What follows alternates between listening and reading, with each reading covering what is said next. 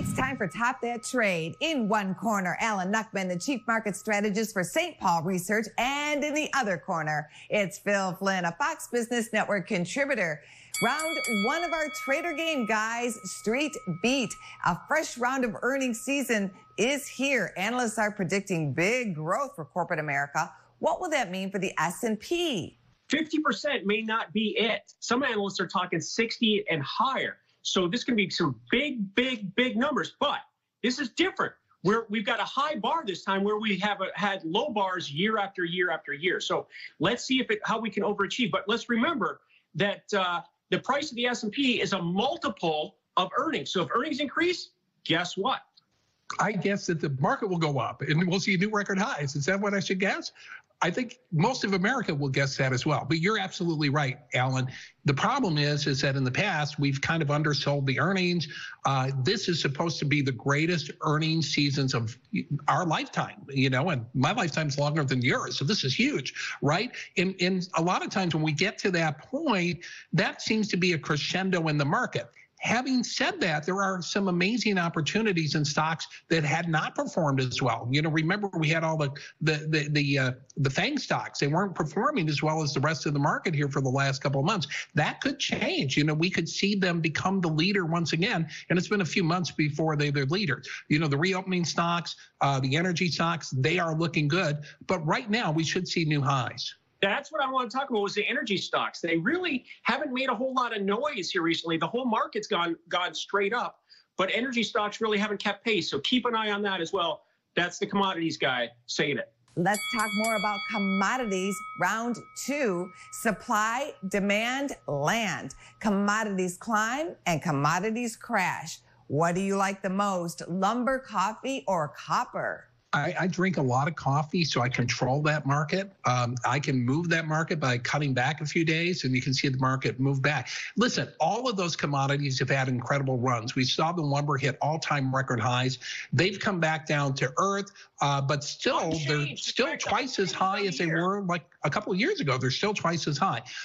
You look at coffee right now, they have some supply issues right now that could be very, very bullish. So I think I'm going to lean towards coffee, though all of these commodities are probably going to have another run. There's a systemic shortage in copper that's going to come back to bite us.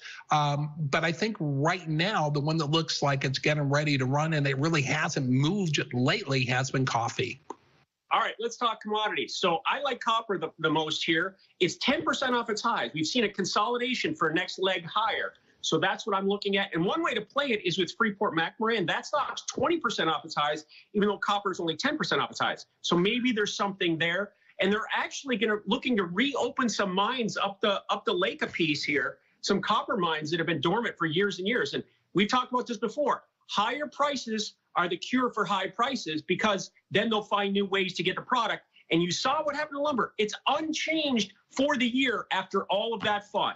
Oh, timber. Well, here we go with round number three, go growth. Pick a play from Goldman Sachs, 20 stocks that are forecasted to continue to net margin growth. Well, I think it was interesting, this list of stocks they came up with. What they did was they took 1,500 stocks and then they whittled it down for stocks that were having a 50-point net growth, net margin growth in 2020, 21, 20, and 22.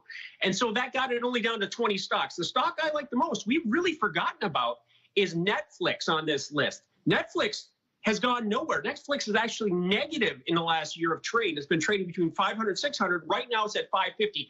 So I think Netflix, people haven't been talking about, may be a trading opportunity. Yeah, it seems like we got Netflix out a little bit, and I think it's ready to run. And that goes back to the other FANG stocks. They really have underperformed. So the ones that were too expensive to chase and that you don't want to get in, this may be your last opportunity. I happen to like Apple right now, and that's, of course, your favorite of all time. That's the Allen stock. But right now with their new phone, they're increasing production. So they're expecting some pretty big numbers. And I think that they will probably fulfill those, and that's going to be one of these stocks that could get another run.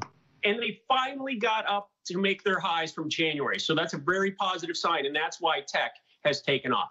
Here's your bonus round question for today. The Olympics are opening July 23rd. True or false, Ralph Lauren has unveiled Team USA's opening ceremony parade uniforms that include a personal air conditioner to beat the heat. True. I'm going to say no. But I do know that Kim Kardashian is involved in some of the uniforms and some of the clothing that the athletes will be wearing. Alan, you keep me up to date on the Kardashian news all the time. I wouldn't be totally oblivious if it wasn't for you. Thank you. I've got a 14-year-old. Oh, that helps. That helps. It's absolutely true. Phil wins this week. Well, go team, top that trade. Business First AM continues right after the break.